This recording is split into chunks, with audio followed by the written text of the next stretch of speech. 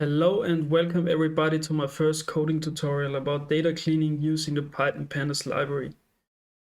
I'm really happy for having the chance to give something back to the community.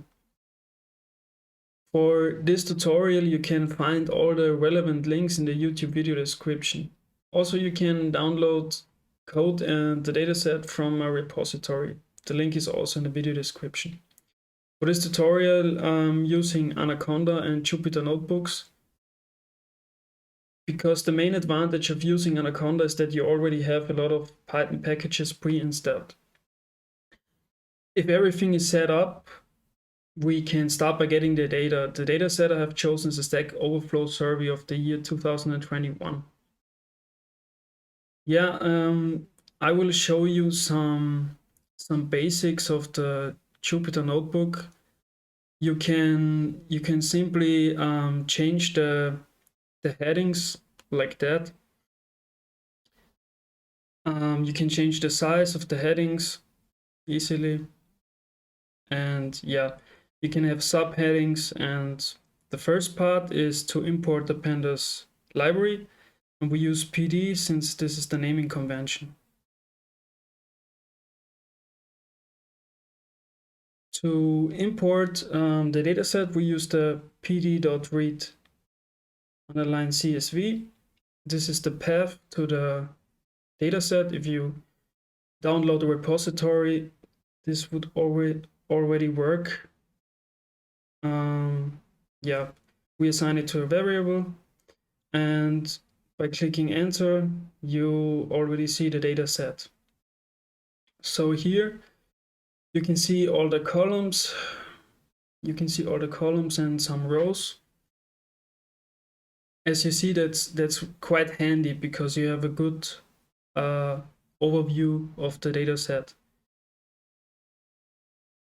But you can see you see just a part of the data set. This data set has a lot of rows and a lot of columns. You can also check it with the .shape, so you basically get the same result. Yeah, you can also set the limit of how many columns are displayed with the set limits. And yeah, as you can see, you don't see all the columns. So what you can do is the pd.set option and set the limit to 50, so you are able to see all the columns. And as you can see, we have a lot of columns.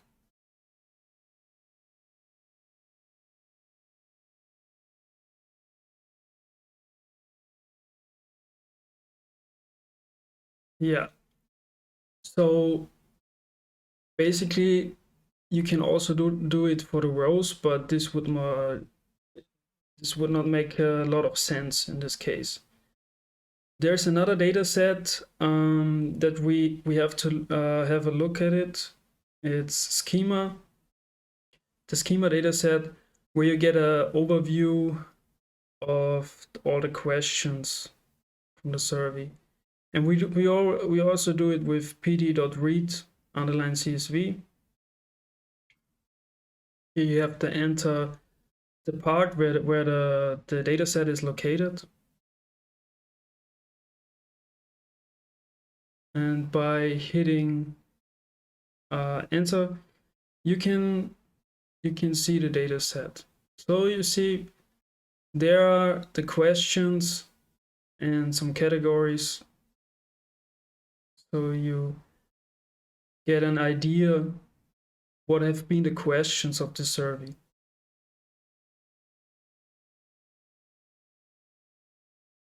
Yeah, so this was a wrong heading I've previously set. And by another nice thing to know is that if you click escape and X, you can delete a code box or a text box. Yeah, as you can see, here's the main branch and the questions. This is just to get an a quick idea on how the data set looks like. But we will work mainly with the survey data set. So another thing that you can do is use the .info. Of course, it's survey _df. And here you get an overview of the count, the row count of each column. So you have some non-null values and null values too. So you can see the response ID should have all the rows, and UK country, of course, and UK state, it's not filled completely. So you have different data types also showing up here. You have the integer, floats and stuff. And you can also see the memory space used to use for the data set. Also, you can see here the count of the different data types.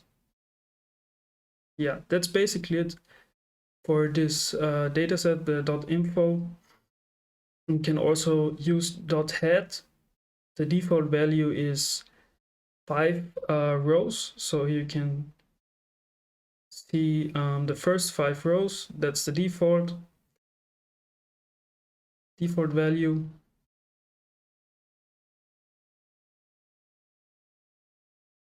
But of course, you can also change the default value if you wish. Yeah, you can also enter 10, so you get the first 10 rows of the data set.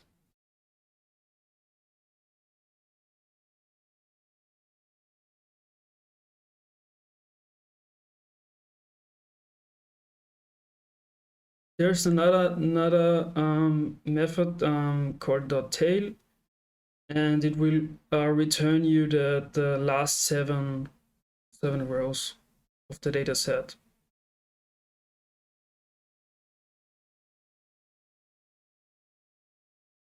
So another heading,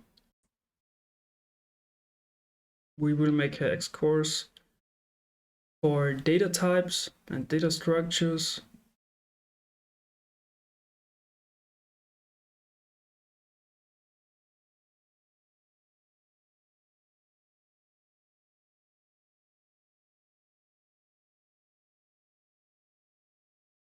So I have made a dictionary with some sample names and some sample email addresses.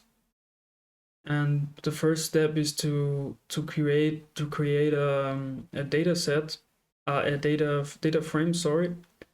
So you can do it with the pd.from_dict.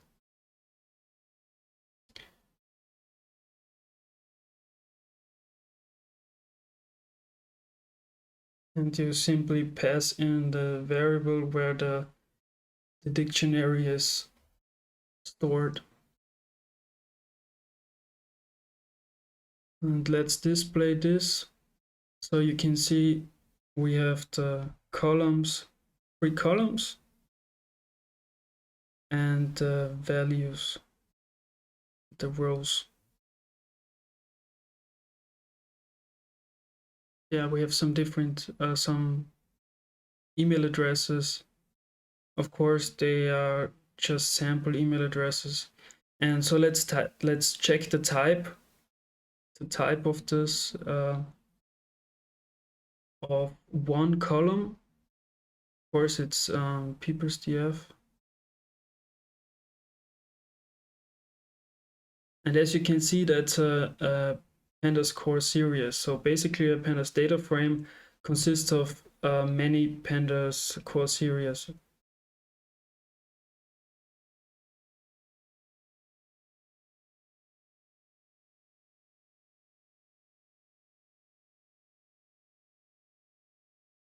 So let's check what's the, yeah, as you can see, we can just return one column, for example. and it gives back all the last names. And you can use it with the brackets, but you can also use dot notation. Those are two ways to return the columns or the data that you wish. Using the brackets, you can also display or return several columns, for example. So here we want to display the first name column and the last name column. Works perfectly.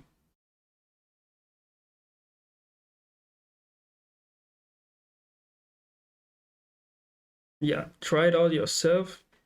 The best way to learn a concept is, of course, by doing and trying out yourself. And let's check the type. Yeah, it's a data frame, even if we just use 2 columns of our data frame. And if you want to return the column names, you can use the .columns. Yeah, as you can see, first name, last name, and email. This is also quite helpful. You may need it in the future. You will of course need this. Yeah, so the next thing is the next point we should have a look at is .iloc. Don't forget Python 0 indexing. So what we are doing here is to return the first row, the first observation, and we just do it by using the brackets and 0. And as you can see, that's the first row.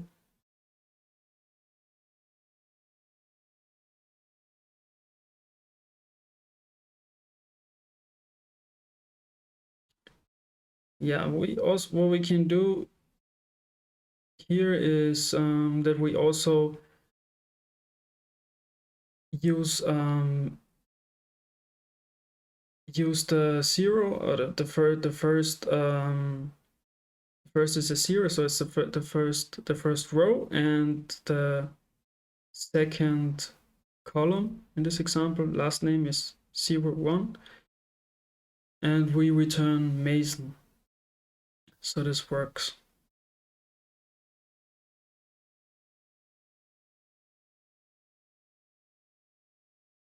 So what we can do is also return several entries. So for example, 01 and 01 means that we want the first row and the second row, and 1 and 2 means the last, so the second column and the last column in our case.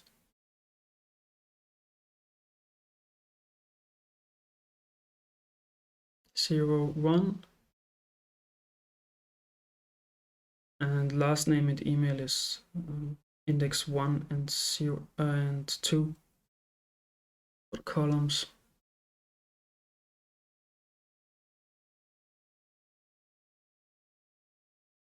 Yeah, there's another option that's .loc. It works in a similar way, but we can use the labels for the columns. So in this case, last name and email, and we should get the same result in this case. So you can compare those two options. Yeah, this was the first episode of my data cleaning series. Hopefully in the next episode I will be a little less nervous, but I will really work hard on it. I'm really thankful for every view, and yeah, I will work hard to improve my tutorial making skills.